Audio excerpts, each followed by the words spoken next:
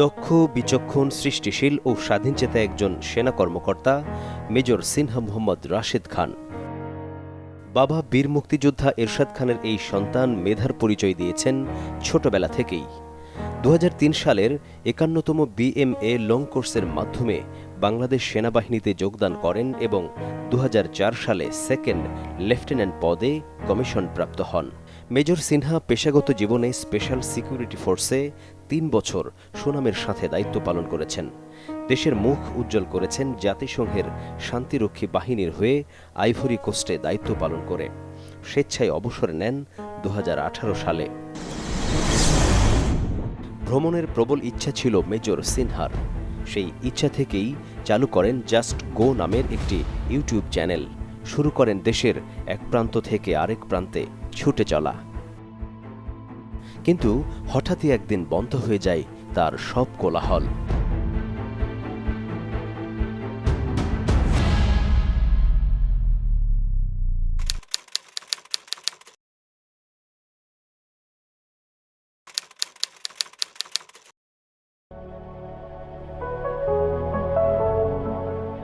Video documentary তৈরির কাজে কক্সবাজারে অবস্থান করছিলেন মেজর সিনহা। সহকর্মী শাহেদুল ইসলাম সিফাতকে সঙ্গে নিয়ে নিজের প্রাইভেট কারে বের হয়েছিলেন। মেরিন ড্রাইভ হাঁকিয়ে পৌঁছান টেকনাফের পাহাড়ছড়া ইউনিয়নের ৭ নম্বর ওয়ার্ড সংলগ্ন এই জায়গায়। গাড়ি পার্ক করে রওনা দেন পাহাড়ের উদ্দেশ্যে।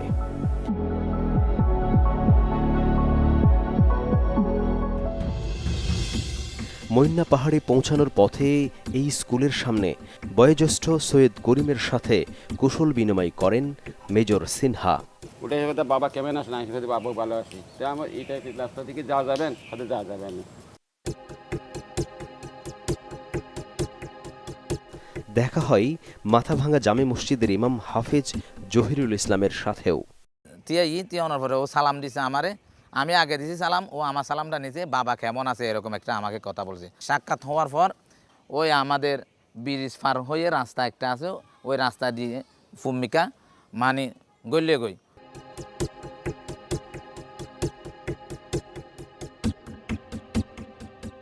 মেজর সিনহা তখন মৈন্না পাহাড়েই ছিলেন।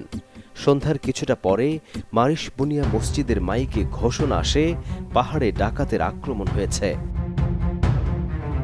হাফেজ জহিরুল ইসলামের কাছেও প্রস্তাব আসে তার মসজিদে ঘোষণা দেয়ার। দিয়ে ফার্ম মাঝে যখন বাতি মারে হয়তো অনরা ফার্ম মাঝে বাতি না মারজ এটা সারা বাহিনী উঠছে ইতারা মারত বেশি হরা হয়তো লামিলে আরা ফিডন মারা বাঁ ফিরব যেন হই আয়া সার হদে হদি বা সানা বাহিনী ন ই বলতে আবদুল্লা কিমডা হাইট উসিফ দিবে টিয়া ৫ লাখ দিব হইয়ে ৫ লাখ টিয়া ৩ তোমার ২ লাখ টিয়া দিউম আর ৩ লাখ টিয়া বরাক করিম, তাহলে এনজন হয়ে তুই মাইকিন করে দো।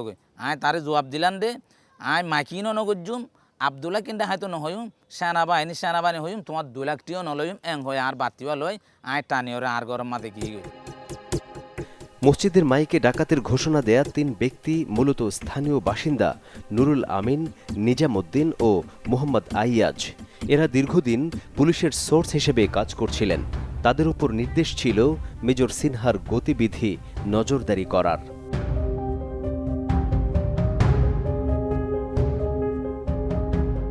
মেজর সিনহা পরিস্থিতি টের পেয়ে বিকল্প পথে মেরিন ড্রাইভে চলে আসেন এবং গাড়ি চালিয়ে কক্সবাজারের দিকে রওনা দেন। এই খবর পুলিশকে জানিয়ে দেয় ওই ৩ সোর্স।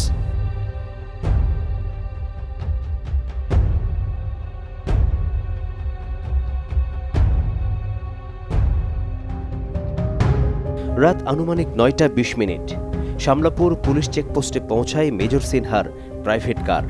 সেখানে অপেক্ষা করছিলেন পাহাড়ছড়া তদন্ত কেন্দ্রের ইনচার্জ পরিদর্শক লিয়াকত আলী। মেজর সিনহার পরিচয় পাওয়া মাত্রই রাস্তায় ব্যারিকেড দেন তিনি।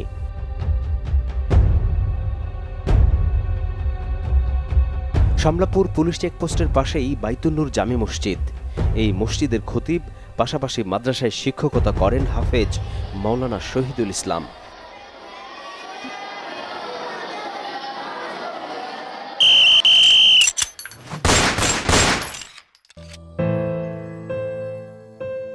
চেকপোস্টে চেঁচামেচির শব্দে মসজিদের ছাদে উঠে আসেন মাওলানা শহীদুল ইসলাম।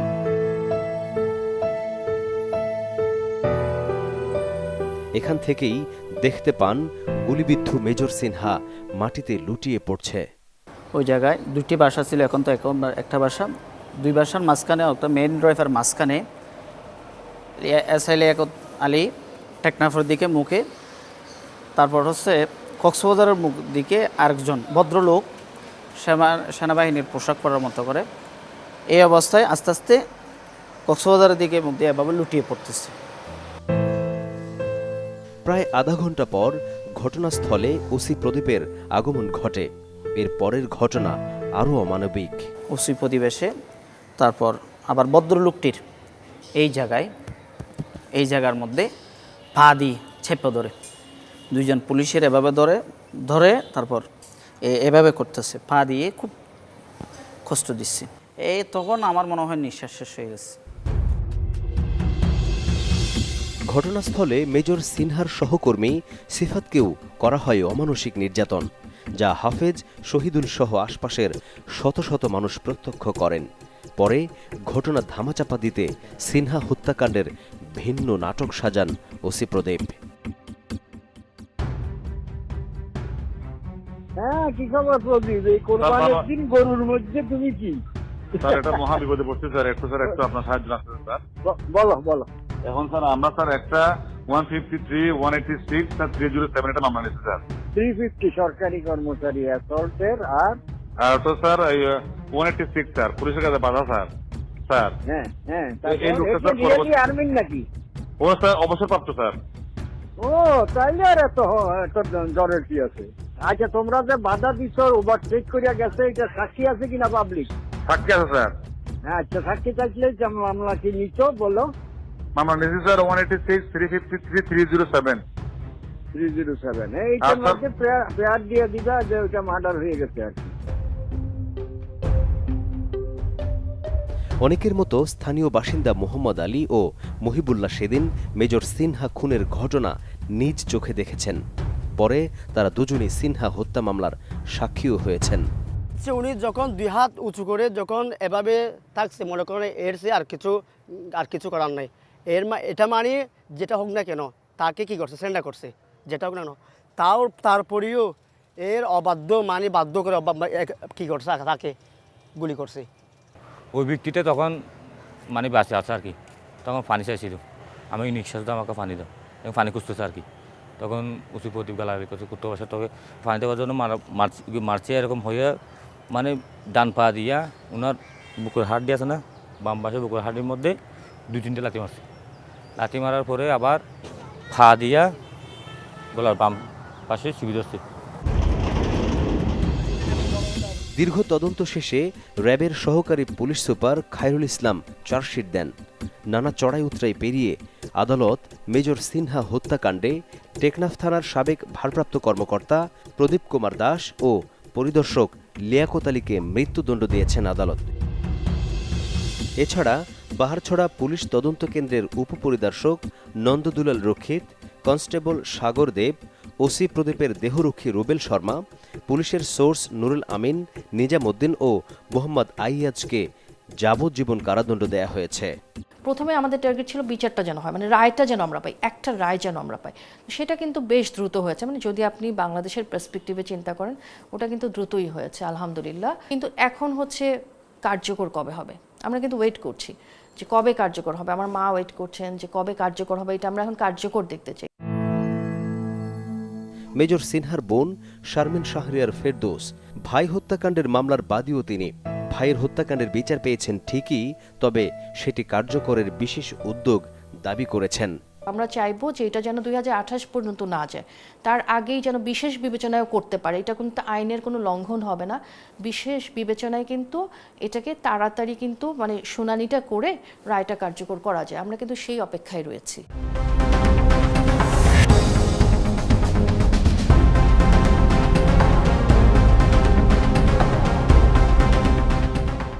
একটা ছোট্ট জনপদের মানুষগুলো স্বাধীন দেশের শিকল পরিহিত অবস্থায় ছিল। তারা যখন তখন তাদেরকে মুড়ি মুরগির মতো মেরে ফেলা হচ্ছে, থ্রেট দেওয়া হচ্ছে, খেতে পারছে না, বসতে পারছে না। এটা তো কোনো জীবন না। মানে জীবন মৃত্যুর মতো অবস্থা। শারমিন শাহরিয়া বলছিলেন একটা জনপদের বন্দিদশার কথা। সেই বন্দিদশা থেকে মুক্তি দিতে গিয়ে ভাই মেজর সিনহা শেষ পর্যন্ত নিজের জীবনটাই দিয়েছেন। সে ইচ্ছা করলে এসকেপ করতে পারতো এই জায়গা থেকে, অনেকভাবেই সন্তর্পণে বের হয়ে আসতে পারতো।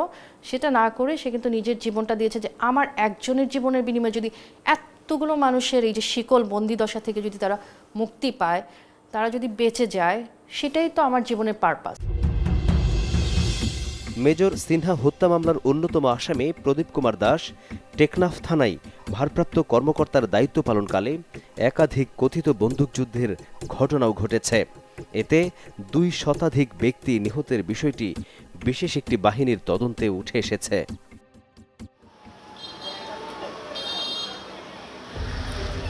তবে স্থানীয়রা বলছেন বেশিরভাগই সাধারণ মানুষ। স্থানীয় সূত্রে জানা গেছে, মূলত মাদক নির্মূলের নামে দিনের পর দিন মানুষ হত্যা করেছে ওসি প্রদীপ। এর পেছনে তার উদ্দেশ্য ছিল নিজের পকেট ভারী করা। আমাদের দেশে তো কিছু ইয়াবা ব্যবহার ছিল, ইয়াবাবারে নিয়ে নিয়ে তো অত্যাচার করছে তাদের ব্যবহার। এর পেছনে যাই এলাকার ভালো ভালো মানুষকে নিয়ে এতে অত্যাচার করে টাকা পয়সা নিত। তো বাংলা স্বাধীন আমি 12 বছরের ছেলে, পাঠাম পাঞ্জাবি এভাবে জুলুম করে নাই আমার চোখের দেখা। টাকার জন্য অনেক পথ যাতো আছে তারিও মাঝে মাই দি তারিও মাঝ থানা মাদলো যাই বাদ যায় নরম করি ফেলে, নরম করি ওরে আরও চট লাগে মাথাত। আবার আন্দাজ যা 2টা-3টা বাজে মেন ধরে লো যাই মারি ফেলেতে।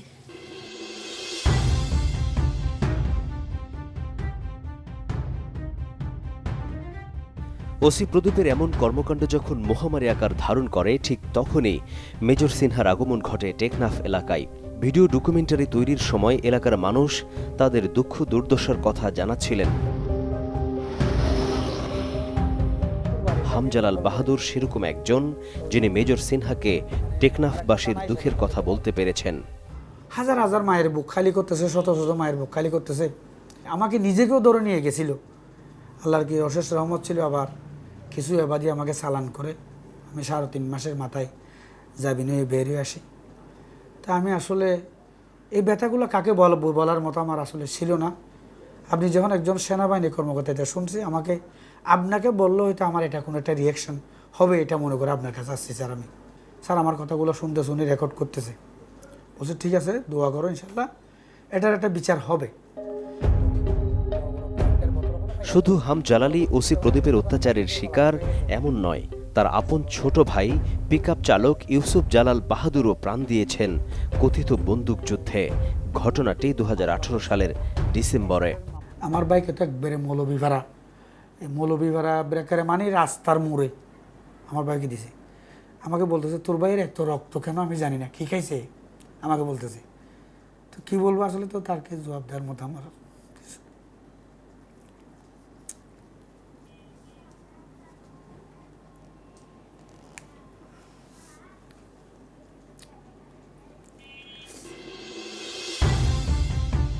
টেকনাফে এমন বেশ কয়েকটি পরিবারের সন্ধান পেয়েছে টিম সার্চলাইট, যাদের অভিযোগ কোনো অপরাধ না করেও স্বজন হারিয়েছেন ওসি প্রদীপের কথিত বন্দুকযুদ্ধে। পৌরসভার 6 নম্বর ওয়ার্ডের বাসিন্দা সালেহ আহমেদ ও হালিমা বেগম দম্পতি। আব্দুল আজিজ তাদের 3 নম্বর সন্তান, পেশায় ছিলেন অটোরিকশা চালক। হঠাৎ একদিন রিকশা চালানোর সময় টেকনাফ থানা পুলিশ আব্দুল আজিজকে আটক করে নিয়ে যায় থানায়। থানা হাজতে চালানো হয় অমানসিক নির্যাতন। ফতিপে মাঝে দিরি ফতিপার ইয়ক করে লই যায় মাঝে ফতিপা মাঝে তার বাসে মাঝে তো কুসুম মারি আর কুসুম ফাড়ি বেলাইয়ে তার বাসে মারতে মারতে মারতে শরীরের জারা জারা করি ফেলাই। ছেলেকে ফিরে পেতে পরিবারের কাছ থেকে 6 লাখ টাকা দাবি করে ওসি প্রদীপ। জমি বন্ধক রেখে সেই টাকা দিলেও শেষ রক্ষা হয়নি। তিয়া সলাক যেমন মাইকে হতু দিও অক্তরি নত খাই না বাড়ি ও ফিসর জায়গা ওয়ানো ফিসর তো জায়গা আছে ইয়াম বেশি তারে প্রতিবারে 6 লাখ টাকা দিই আই দিলে সে দিই প্রতিবারে দি আর তার বাদে তো আর বউ আর ফিরাইলো মারি বেলাই। তবে আজিজের বাবা সালেহ আহমেদ জানালেন আরও ভয়ঙ্কর তথ্য। আদির নামর মাদক ব্যবসায়ী তো এই বারে বাসাই আরে আর এটা লগিয়ে দি লজে আরে দুদিন থানা লাগিল যেদিন তারে টিয়া দিয়ে সেদিন মারি ফেলে যেতে। টেকনাফ থানা এলাকায় এমন ঘটনা অহরহ। এই যেমন ৩ নম্বর ওয়ার্ডের বাসিন্দা আব্দুর রহিম ২০১৯ সালে তার বড় ভাই আব্দুর রহমান ও বোন জামাই মোহাম্মদ কাদেরকে কথিত বন্দুকযুদ্ধে নিহত দেখায় টেকনাফ থানা পুলিশ। তাদের কি অপরাধ ছিল অজানাই রয়ে গেছে রহিমের কাছে। আমার ভাইকে বিনা কারণে মারছে, কিন্তু কোনো যদি কারণ হইতো একটা মনকে বুঝে দিতে পারতাম। টেকনাফের পাহাড়ছড়া ইউনিয়নের শাপলাপুর নয়াপাড়ার বাসিন্দা সবুরা খাতুন সন্তান রফিকুল্লাহ মালয়েশিয়ায় দর্জি পেশায় যুক্ত ছিলেন। দুবাই যাওয়ার জন্য তোড়জোড় করছিলেন। ইসলামী ব্যাংকের দেখা তো জালো দুয়ারে কাছে ইয়ান তো খরচ হইতে বলে না পুলিশ আই ধরে ফেলে তো ফুয়াইয়া হইয়া তো বলে হদা আর মারে কা খবর হইয়া আরে থানা লই যাবি। সংবাদ পেয়ে মা সবুরা খাতুন ছুটে যান থানায়, সাথে নিয়ে যান কিছু খাবার দাবার। ভাল লাগি আইবেন না সাই বলা তো পুলিশ হদা এখন গুলি মার যখন কিশোর ধরলে বান্ধে আছো বাড়ি চলে যাও গুলি মারতে গুলি দেখার আর তার আগে তো এদিন দিনও রাখিয়ে রাইতা লই যাই আর তো বেলা মাছ খরচ থাকে মারি।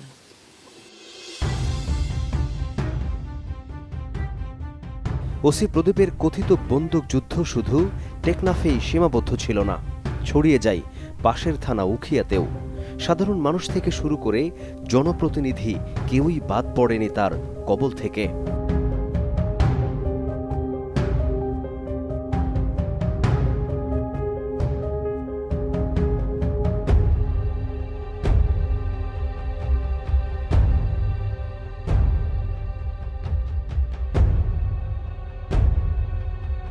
মেজর সিনহা হত্যার ঠিক 7 দিন আগের ঘটনা। উখিয়া থানার রাজাপালং ইউনিয়ন পরিষদের ইউপি সদস্য বখতিয়ার আহমেদকে তুলে নিয়ে যায় টেকনাফ থানার একদল পুলিশ। নেতৃত্ব দেয় ওসি প্রদীপ, সাথে ছিলেন উখিয়ার ভারপ্রাপ্ত কর্মকর্তা মর্জিনা আক্তারও। সিসি ক্যামেরায়ও ধরা পড়ে পুরো ঘটনা। তাহলে তারা তল্লাশি করুক, কোনো অবৈধ কিছু পেলে তারা কি করুক, সেটা জব্দ করুক। কিন্তু একটা মানুষ এসে আপনি একটা বাড়িতে ঢুকে মা বোনদের আপনি নির্যাতন করবেন, তারপর আপনার ওখানে আলমিরা চেক করবেন, চেক করার পরে টাকা পয়সা একদম ভাঙতি টাকা সহ 10 টাকা 5 টাকা ভাঙতি পয়সা সহ ওনারা কী করছে, নিচে একটা ব্যাগে পড়ছে। এবং আমার বাড়ির যে দলিলপত্র যেগুলো ছিল, জায়গা সম্পত্তির যে কাগজপত্রগুলো ছিল, সেগুলো তারা একেবারে ব্যাগের মধ্যে ভরে তারা আস্তে করে চলে গেল। একদিন পর বাবার মৃত্যুর খবর পান হেলাল উদ্দিন। ঘটনা এখানেই শেষ নয়, পুরো বিষয়টি ধামাচাপা দিতে শুরু হয় নতুন কৌশল। আমার আব্বাকে অ্যারেস্ট করছে তারা 23 জুলাই। 22 জুলাই একটা মামলা দিয়ে 22 জুলাই একটা মামলাতে আমার আব্বাকে অগ্রিম আসামি করে তারা একটা ঘটনা সাজাইছে। এইভাবে তাদের যে ফরম্যাট থাকে আর কি, তারা তো এইভাবে অহরহ ঘটনা সাজাইছে সাধারণ মানুষকে ধরে নিয়ে গিয়ে। তারপরে এর পরবর্তীতে গিয়ে কী করলো, আমরা 3টা ভাই, আমার পাশে যিনি আছেন উনি আমার বড় ভাই বুরহানুদ্দিন, ওনার নাম, আমার নাম হচ্ছে হেলাল উদ্দিন, এবং আমার ছোটো ভাই যে কাইসার উদ্দিন, 3টা ভাইকে আসামি করে একদম মিথ্যা বানোয়াট। অথচ আমি প্রদীপের সামনে ছিলাম ওই দিনই তারা 3টা মামলা কি দেখাইছে, মানে 3টা মামলা রুজু দেখাইয়া আমাদের 3 ভাইকে তারা কি করছে, আসামি করছে। একটা ইয়াবা মামলা, একটা অস্ত্র মামলা, আরেকটা হচ্ছে আপনার আমার আব্বার হত্যাকাণ্ডে যে ঘটনাটা, তারা একটা হত্যা মামলা দায়ের করছে। তো পৃথিবীতে এরকম জঘন্য ইতিহাস আছে কি না আমি জানি না। একটা বাবা মারা যাওয়ার পরে ওই মামলাতে আবার ছেলেকে কি করছে, তারা 3টা ছেলেকে তারা আসামি করছে। হেলাল উদ্দিন বাবা হত্যার বিচার পাননি, তবে মেজর সিনহা হত্যায় ওসি প্রদীপের দ্রুত শাস্তি কার্যকরের দাবি জানিয়েছেন। মেজর সিনহা জীবন না দিলে হয়তো ওসি প্রদীপের এত অপকর্মের ফিরিস্তিও সামনে আসত না। বন্দুকযুদ্ধের নামে নির্বিচারে মানুষ হত্যার বাইরেও ওসি প্রদীপের বিরুদ্ধে ঘরবাড়ি দখল, নারীদের আটকে রেখে শ্লীলতাহানির মতো অভিযোগও রয়েছে।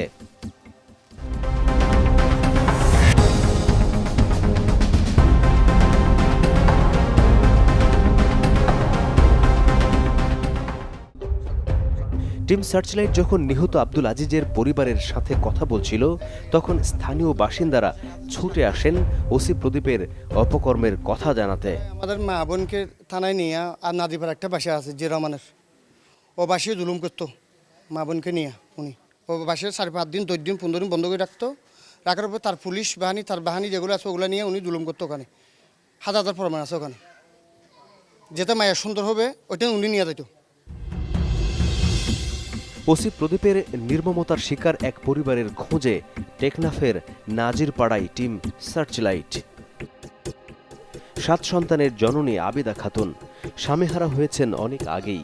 ছেলে মেয়ে আর নাতি নাতনিদের নিয়ে সুখেই দিন পার করছিলেন, কিন্তু বেশি দিন টেকেনি সেই সুখ।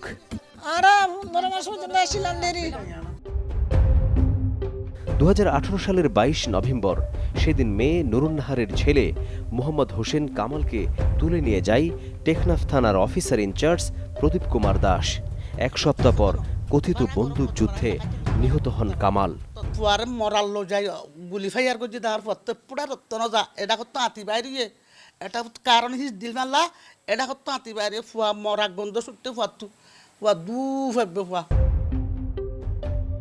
ভাগ্নের এমন মৃত্যু মেনে নিতে পারেনি কামালের বড় মামা নূর মোহাম্মদ। বিচার চেয়ে দৌড়ঝাঁপ করলে তাকেও তুলে নেওয়া হয়। দিনটি ছিল 2019 সালের 20 মার্চ। তো আমার স্বামীকে দেখি না, আমি একটু দেখতে দেন আমাকে। না দেখতে হবে না, তুমি আর বাড়ি গিয়ে আগে 40 লাখ টাকা নিয়ে আসো গা। পরদিন 5 লাখ টাকা জোগাড় করে থানায় গেলে টাকা রেখে লাইলা বেগমকেও আটকে রাখার নির্দেশ দেয় ওসি প্রদীপ।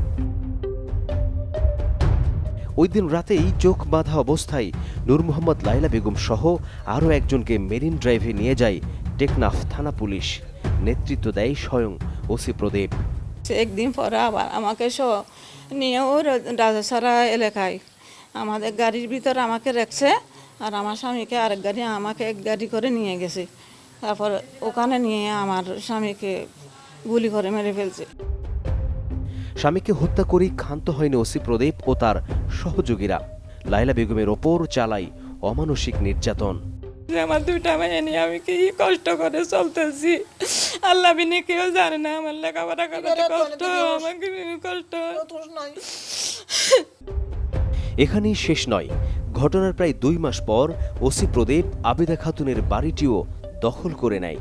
মারধর করে বের করে দেয়া হয় পুরো পরিবারকে। আর তো বাইর করে দি এটাই তারা পুলিশ যায় তারা গুন্ডা হদনটা গলা দিও। রাতে মায়া মানানে নির্যাতন করে, মায়া মানানে নির্যাতন করে। রাধা রাতে হলে তো গুজরা গুজরিও আর ও থরে থাকি মানে তারা আর ঘর গান খারিলে আর বাইর করে দি। স্থানীয়দের অভিযোগ, দখল করা বাড়িটি থানা হিসেবে ব্যবহার করা শুরু করেন। পুলিশ ক্যাম্প হিসেবে প্রচার করলেও মূলত এটি ছিল ওসি প্রদীপের জলসা ঘর। মেজর সিনহা হত্যাকাণ্ডের 4 বছর পরও বাড়িটিতে পুলিশের ব্যবহার করা বেশ কিছু আলামতের অস্তিত্ব পেয়েছে টিম সার্চলাইট। হত্যাকাণ্ডের আগ পর্যন্ত টেকনাফ থানা পুলিশ এবং ওসি প্রদীপ এতটাই ভয়ঙ্কর ছিলেন যে কেউ মুখ খোলার সাহস করেননি। এমনকি থানা পুলিশের ব্যবহার করা দলিল দস্তাবেজেরও খবর নেয়নি। স্থানীয় রাজনৈতিক নেতারাও ছিলেন নীরব। তবে একজন ছিলেন স্রোতের উল্টো দিকে। তিনি হলেন নাজনীন সরওয়ার কাবেরী। রাজনৈতিক পরিবারে বেড়ে ওঠা কাবেরী ওসি প্রদীপের বিতর্কিত কর্মকাণ্ড নিয়ে সামাজিক মাধ্যমে নিয়মিত কথা বলতেন। স্থানীয় যারা করাপ্টেড শ্রেণী তারাই মূলত ওসি প্রদীপকে খুঁজে নিয়েছিল এবং তারাই টাকা পয়সার বিনিময়ে অসংখ্য নিরীহ ছেলে যারা নিজ কর্ম উদ্দীপনায় দাঁড়াতে চেয়েছিল তাদেরকে হত্যা করছিল। সে সময় বারবার আমি যেহেতু অন্যায়ের বিরুদ্ধে কাজ করি, দুর্বৃত্তায়নের বিরুদ্ধে কাজ করছিলাম, খুব সাধারণ মানুষ আমাকে এই মেসেজগুলো দিচ্ছিল, তাদের পরিবার দিচ্ছিল।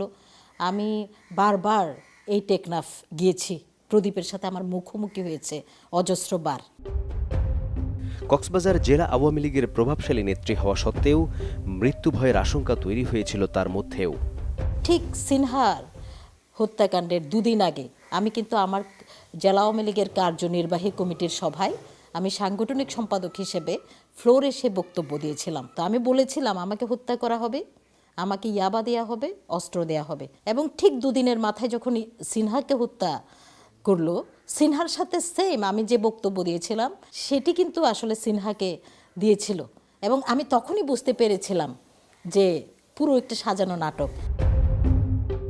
মাদক সন্ত্রাস নির্মূলের নামে সাধারণ মানুষকে হত্যা, নির্যাতন ও ঘরবাড়ি দখলের ঘটনায় শুধু ওসি প্রদীপ একাই জড়িত এমনটা বিশ্বাস করেন না নাজনীন সারোয়ার। তিনি সব ঘটনার সুষ্ঠু তদন্তও চান।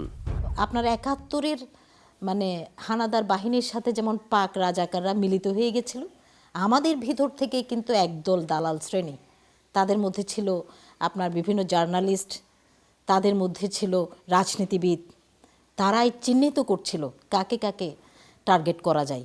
ঘরবাড়ি পুড়িয়ে দেয়া হচ্ছিল, নারীদেরকে শনাক্ত করা হচ্ছিল, সুন্দরী নারীদেরকে, এবং যেসব প্রতিবাদী সৎ রাজনৈতিক ব্যক্তি ছিলেন তাদেরকে টার্গেট করে হত্যা করা হয়েছে। আমি সকল হত্যার বিচার চাই।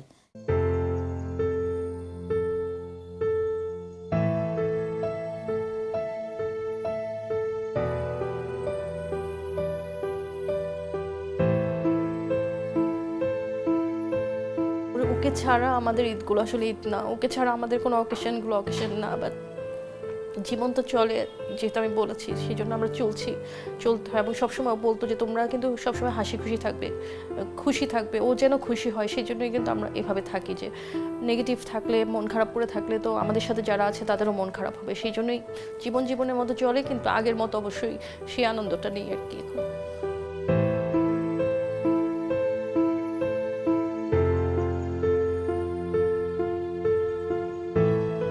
সেনা কর্মকর্তা হলেও মেজর সিনহা ছিলেন মায়ের কাছে নারী ছাড়া ধন। স্বামীর মৃত্যুর পর সুখ দুঃখের সাথে আর পরিবারের ছায়া, তাই এত বছরেও স্মৃতি ভুলতে পারছেন না। মায়ের কাছে সিনহা ভেসে আসা আলোকছটা, সুগন্ধিময় হারিয়ে ফেলা এক স্মৃতি। আর জাতির কাছে আলোকবর্তিকা, যিনি নিজের জীবন বিসর্জন দিয়ে দেশের কথিত বন্দুকযুদ্ধের অবসান ঘটিয়েছেন। দর্শক, সুনির্দিষ্ট কোনো তথ্য, পরামর্শ কিংবা অভিযোগ থাকলে যোগাযোগ করতে পারেন স্ক্রিনে দেখানো নাম্বারে, জানাতে পারেন সামাজিক যোগাযোগ মাধ্যমেও। আপনার দেয়া তথ্যে সমাজের রন্ধ্রে রন্ধ্রে ঘাপটে মেরে থাকা জমাট অন্ধকারে আলো ফেলবে টিম সার্চলাইট। অনুসন্ধানের আলো হাতে দেখা হবে অন্ধকার পথে।